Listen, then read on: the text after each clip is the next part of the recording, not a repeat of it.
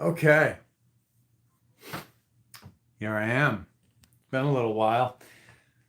So I got kind of inspired today. So I'm gonna kind of break this down for you and tell you why I'm making a video today. Because if you watch this channel, you know me. I don't like to just make videos and like regurgitate the news at people, in real time. Some people do that. Some people have great channels doing that. Well, I should say, they have successful channels doing that. They're just always regurgitating the news constantly. I don't like doing that. I think it's fucking annoying. Don't particularly like to watch those channels, but different strokes for different folks. So anyway, let's get down to this. I woke up today and I had I was thinking about the Michael Jackson song, and particularly the music video, Thriller. Everybody on earth at this point has heard the song Thriller by Michael Jackson. They've probably seen the music video. It's classic, it's iconic. I think it set the standard for music videos. It was like pioneering at the time. And it set a really high standard that I think inspired a lot of people who made music videos. Don't know who directed it. Don't think Michael Jackson did. He had a lot going on. He was writing the music and the lyrics and doing the choreography,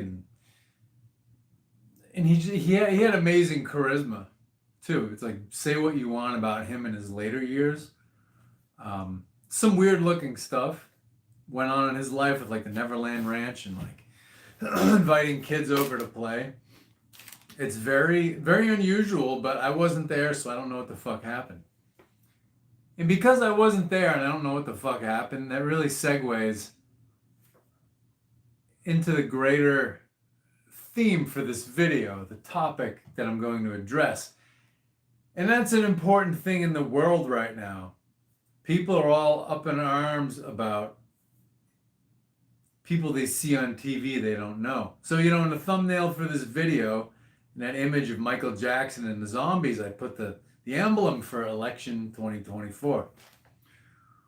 Well, so many people right now they're elated, they're joyful, they're crippled with fear, they're furious about fucking virtual reality.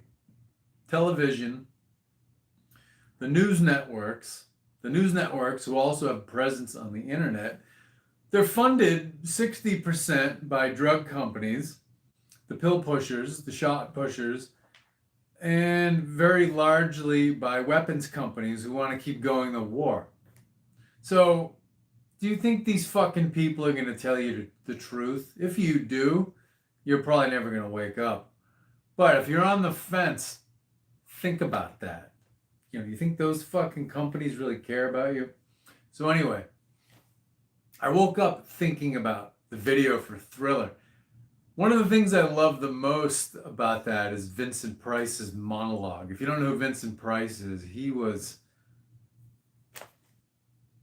one of the greats, in the old horror movies. He was active as an actor from, I think, the 1940s through, the early 80s.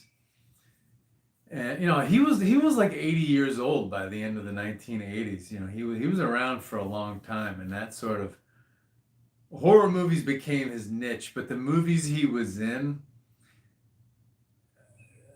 they're kind of tongue in cheek. Like, they were like the horror genre, but they're funny when you watch them. So, highly symbolic movies, but not like the horror movies you see today, like the fucking Saw or something, where like just all kinds of demented shit is happening and the actors are basically being tortured. So anyway, that's the part I thought about, and I was like, why the fuck am I thinking about that? If I wake up thinking about something, I wonder why. So, I do my exercises in the morning. I jump on the internet, and there was supposedly going to be a big October surprise that was going to take Trump out of the race. And it was so fucking pathetic. It's like networks like Wall Street Journal, MSNBC are running with it. And it's a total flop. And, They're claiming that in a private conversation, which only two people heard, Donald Trump said he wanted loyal generals like Hitler. And it's like, how come no one brought this up, what, 8, 9, 10 years ago? Like, why is this just a thing right now? So, there's that so that's probably the October surprise.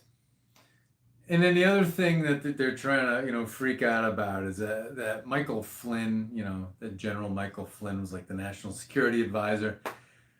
He was convicted of some Russia colluding shit, they had really no evidence for. I'm not saying Donald Trump's the greatest fucking thing ever. I'm just saying they had no evidence. He was convicted, Trump pardoned him. And so people, the networks are making big drama out of, he did an event recently and, they talked about, if Trump gets reelected, will you come and, be the national security advisor and drain the swamp again? And he said, if I get back in there, I'm going to open the gates of my personal hell. So they're trying to make it look like he's gonna line people up and shoot people. Just people who've looked at him cross-eyed or looked at Donald Trump cross-eyed. Big bunch of fucking drama. When you're in the military, senior officers talk like that. Like, I don't know this from personal experience, but I've known it secondhand. Like, if you're in the military and you make a big fuck up and they take you to like a captain's mast, an admiral's mast, that's what they call it in the Navy. The Air Force, Army, and Marine Corps have similar types of judicial procedures. They're non-judicial, but I should say disciplinary procedures. So you'll have these hearings that are not judicial. You don't have a military criminal record, but you're standing tall before the man and you're being disciplined. So, an admiral's mast in the Navy, they usually bring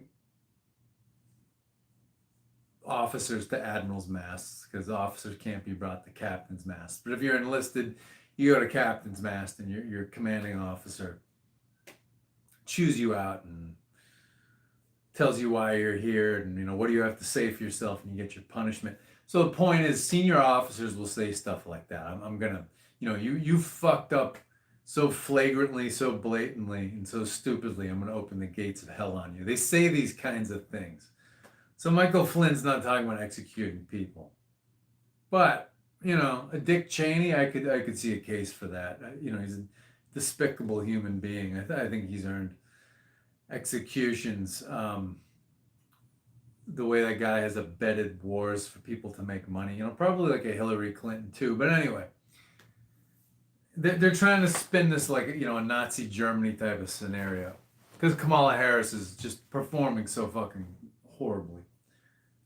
It's like Trump's gonna go on Joe Rogan, I just learned, and that's it's like a 3-hour podcast, and you have to be a normal human being and have a long drawn out conversation and fucking keep it together. Well, she can't do that. She doesn't have an interview that's longer than like 18 minutes because she falls apart. I think she has a terrible panic disorder because I'm also a licensed acupuncturist. I'm an herbalist. I work with, Qigong, medical Qigong, energy medicine. So I read a person's mind and body in a very different way than a medical doctor. So somebody who laughs like her, if you were sitting, if I'm Joe Rogan and I'm, I say to her, so, Ms. Harris, how are you today? She's like, oh, fine. She laughs about everything. Would you like a drink of water? Yes, water. And the media and the party and her campaign tries to spin this behavior as her being joyful. Well, it's not. It's a form of mania, and it's mania that comes from anxiety and panic disorders. In Chinese medicine, there are a variety of diagnoses that this will fit into. So one of them is heart fire and phlegm misting the mind, heart fire harassing the shen, things of that nature. So in Chinese medicine, the heart is the seat of consciousness. It's where the shen lives. So the shen is the soul. And when the heart is not settled, people have manic behavior. All of the internal organs have a unique sound. So by a person's voice quality, you can tell how their organs work. So I kind of shout, even when I'm speaking quietly. I sound a little surly, irritable, kind of shouting. That's because you got an active liver, perhaps overactive. So somebody who just laughs inappropriately constantly, that's a heart that's out of balance. It's fire phase, fire element out of balance. So she can't go on Joe Rogan. So anyway, I wake up thinking about Thriller, and I see these developments in the news, and I'm thinking to myself, yeah, the Thriller video is a perfect archetype for the political system and the election season. So if you haven't seen the Thriller video, basically it's a video. So a video is like a small little movie. It's a short movie. It's a vignette. It's a short movie. So the Thriller music video, 1983, Michael Jackson. It's a short movie about a couple, Michael Jackson and his girlfriend, watching a movie. So it's a movie about a couple watching a movie that the character Michael Jackson is playing is in. So Michael Jackson's movie is in the movie that they're watching on the movie. So you get these layers of virtual reality because, mass media, videos, movies, news, magazines, newspapers, even theater, it's a virtual reality. It's a depiction of something that happened somewhere, but it's not really happening when you're viewing and digesting and hearing this media. So the Thriller video has these layers of this virtual reality of visual media, motion pictures, Hollywood movie magic. So this couple, Michael Jackson and the girlfriend, walk out, after the movie ends, and they're walking down the street, and all of a sudden they're surrounded by zombies. And then you've got the Vincent Price monologue breaking in. So Vincent Price is fucking epic. He's probably my favorite part of that whole video. And he has that classic kind of operatic voice. I'd call it probably like a Christopher Lee, who was also a horror movie actor in that time period. If you don't know Christopher Lee, he was Saruman. He was the white wizard that turned bad in Lord of the Rings. So Christopher Lee's more operatic, but Vincent Price has that classic theatrical voice. And he goes, I even wrote this down, I love it so much. Darkness falls across the land. The midnight hour is close at hand. Creatures of blood. Wait, I fucked that up. Darkness falls across the land. The midnight hour is close at hand. Creatures crawl in search of blood to terrorize your neighborhood. And whosoever shall be found without the soul for getting down must stand and face the hounds of hell and rot inside a corpse's shell. The foulest stench is in the air, the funk of 40,000 years, and grizzly ghouls from every tomb are closing in to seal your doom. And though you fight to stay alive, your body starts to shiver, for no mere mortal can resist the evil of the Thriller. So go look that video up. I'll put a link in the friggin' description. It's epic. Vincent Price is pretty epic. I think he's pretty underrated. Like I said, his movies are silly and tongue-in-cheek, but they're good. Because horror movies help us to face uncomfortable emotions and uncomfortable things in our realities. They're like the fairy tales, like Hansel and Gretel. They teach children that the world is not all unicorns and rainbows and lollipops, and someday you're going to have to face difficult realities. So horror movies help us do that. And I think that's why they came into being, because people got sick of just following the rules all the time and, pushing their fucking emotions down and, trying to be pretty like everyone else, and trying to use prettiness to cover their mental illness. That's a big thing in Western society, in American society, particularly the middle class. People use prettiness, hair, skin, nails, clothes, boobs, muscles, furniture, curtains, dishes, cars, they use prettiness to cover up their fucking mental illness that they need to be dealing with. Mental illness is a spectrum. We all have at least a little. Some people have a lot, but we cover it up with fucking prettiness. So that's why horror movies are important. So let's try to circle back to the point here.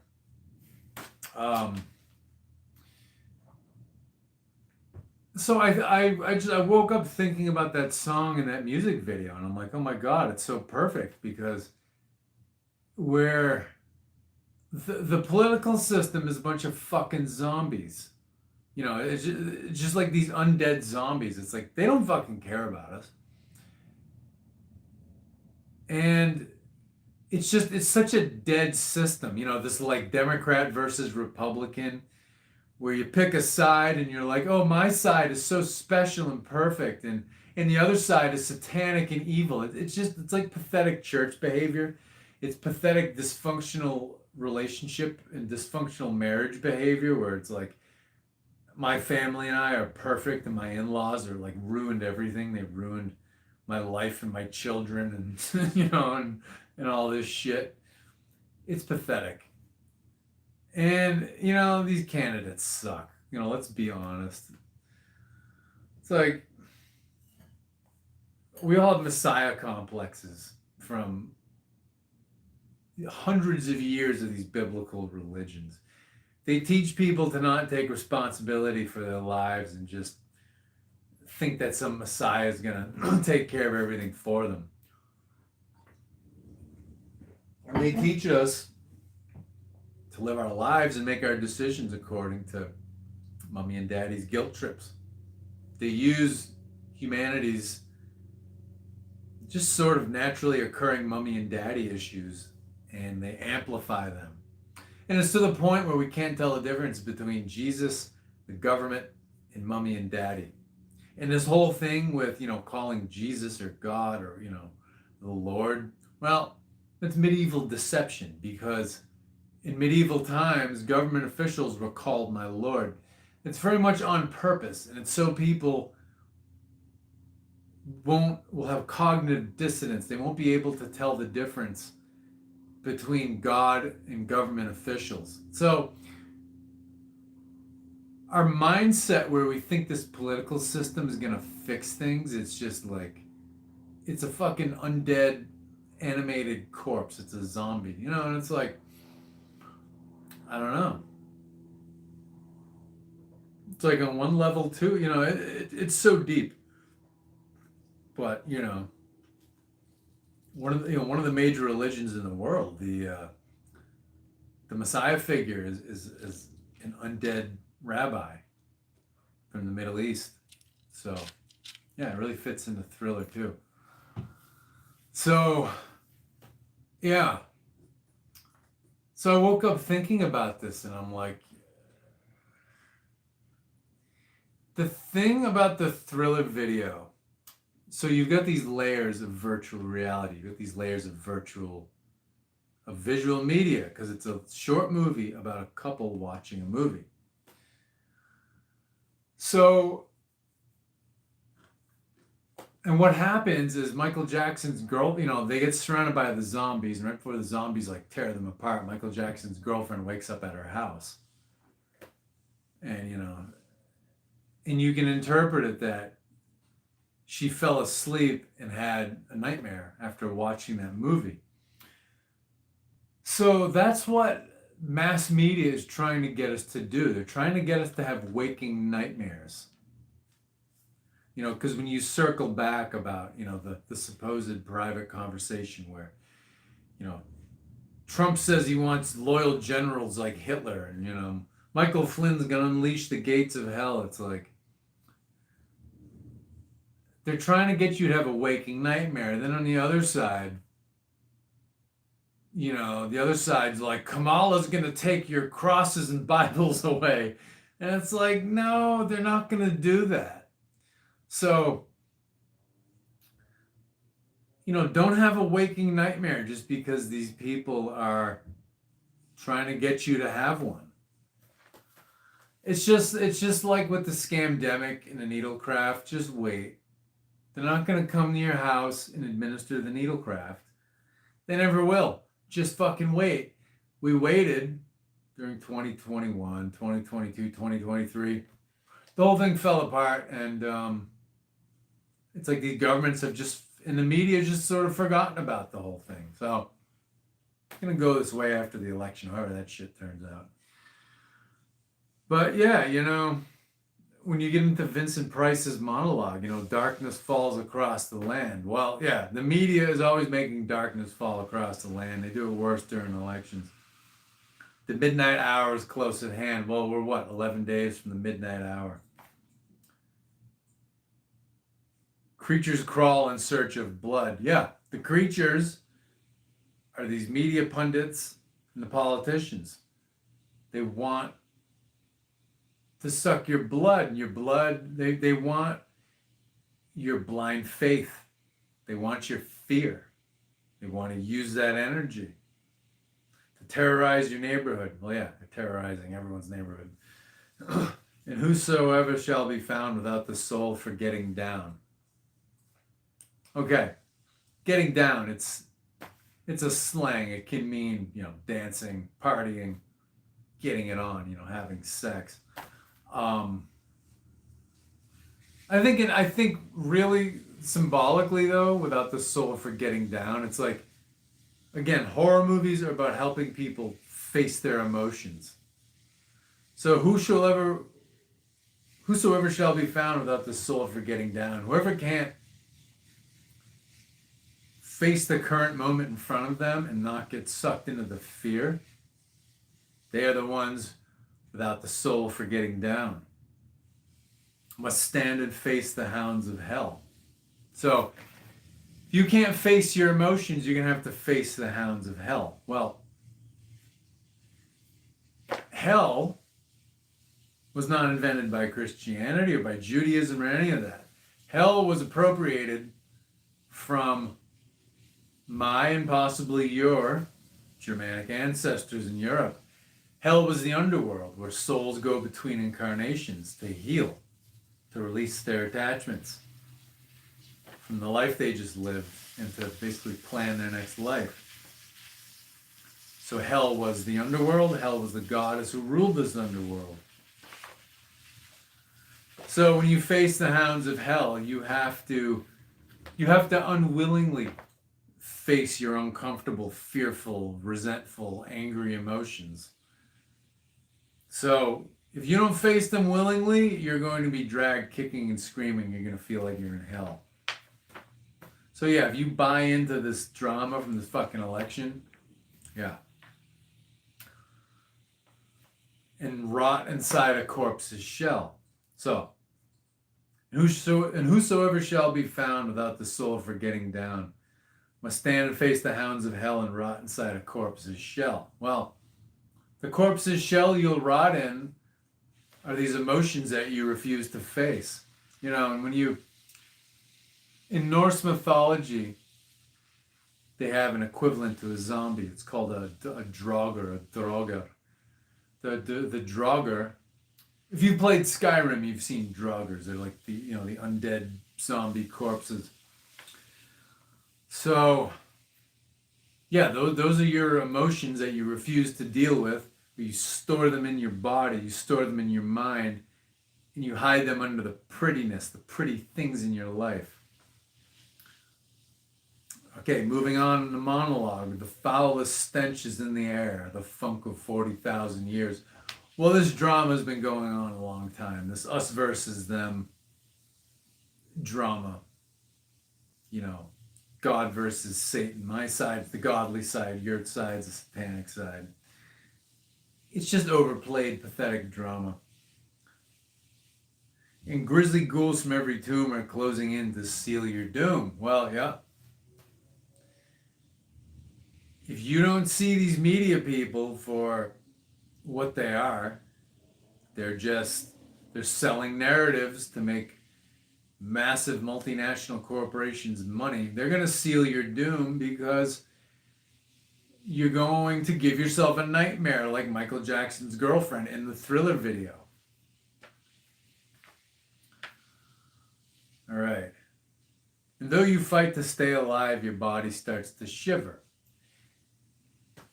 So when you get paralyzed by fear, you know, when people, their limbs shake, they piss their pants, that's because you're resisting your fear. Everybody feels fear. You know, when people do some amazing thing, you know, fireman goes into a burning building, pulls people out. Some soldier wins the Medal of Honor for doing some crazy shit, you know, he should have gotten killed doing. They didn't lack fear. Only psychopaths lack fear. They didn't lack fear. They felt their fear, but they faced it. And they did what they did. They performed in spite of their fear. So, yeah, when you shiver like that, you're not facing your emotions and you're resisting them and you get paralyzed by them. For no mere mortal can resist the evil of the Thriller. Well, yeah, we're mere mortals. You know, our souls are all-powerful gods. They're pieces of this thing we call God, right? But we are mortals. And, you know, the Thriller, you can look at the Thriller as like the world of Maya, the 3D world that we live in. The 3D world, its job is to be convincing. So our souls even live in basically a virtual reality, which is the 3D. It's higher dimensional worlds are much more real. And this is sort of, you know, it's a simulacrum. It's real, but it's not the ultimate reality. So that, you know, this song and this music video, Thriller, it's telling us about how we don't see our 3D reality clearly. And we create all these horror stories in our own minds and we freak ourselves out. And we create our own panic. So, and a little detail why I think that. I don't think it's intentionally in this video, but artists convey truth through their unconscious minds, their subconscious minds. The last detail about that video is when, you know, Michael Jackson wakes the girlfriend up from her nightmare, they go to leave the room she's sleeping in, and he looks back at the camera and he's got like vertical pupils like a snake or a cat. Well,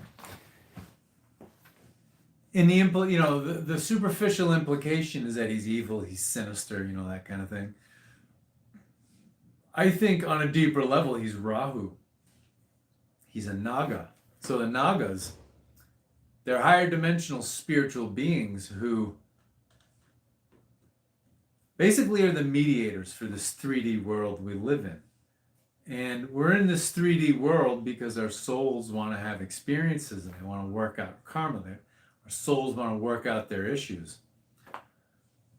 So the Nagas are basically our teachers. And so the Garden of Eden story, you know, where people interpret it as a serpent being evil and, you know, Jehovah, the God Jehovah Yahweh is the good guy. I think it's turned inside out.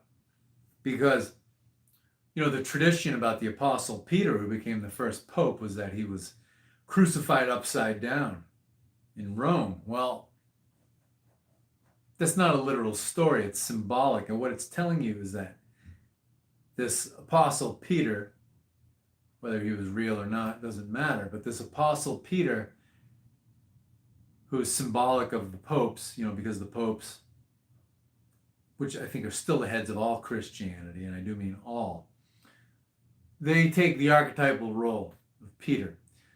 So Peter turned the world inside out. So they turned hell into a place of healing.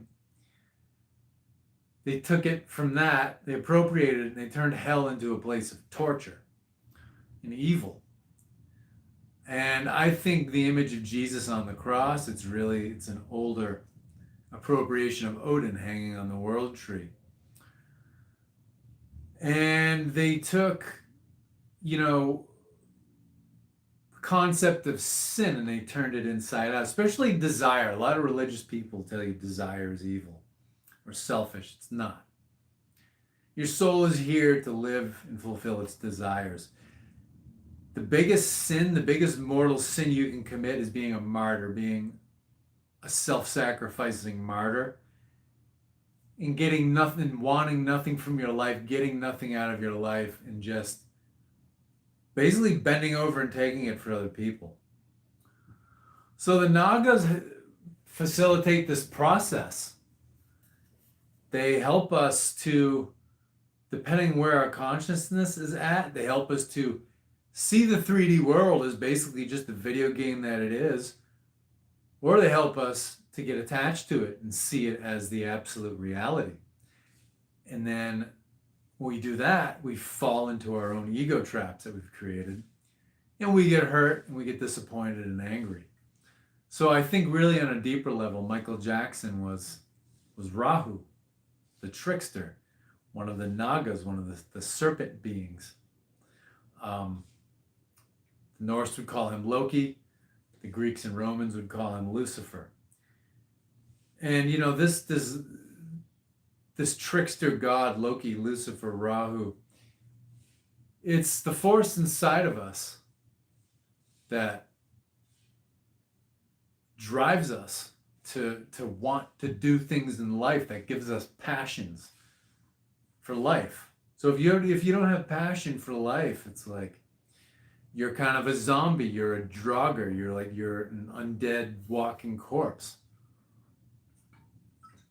You're a robot. And I think the biblical religions, definitely Christianity and Islam, to a lesser degree Judaism, but also Judaism, I think they're the pioneers of the field of robotics. Because when you take the desire out of someone, and desire has your sexual energy as its base. Your sexual energy is also what gives you the ability to fight back against abuse, gives you the ability to be creative and to be expressive, because that's ultimately what sexuality is. It's a very raw way to express yourself. So when they take away, when these religions encourage you to pull this expressiveness, this creativity, this rawness, this desire out of yourself, you become a robot and a zombie and a drogger. You become an undead animated corpse. So that was a hell of a ramble, but I just had to get that one out, and I hope somebody enjoys it. Talk to you later. Have a good one.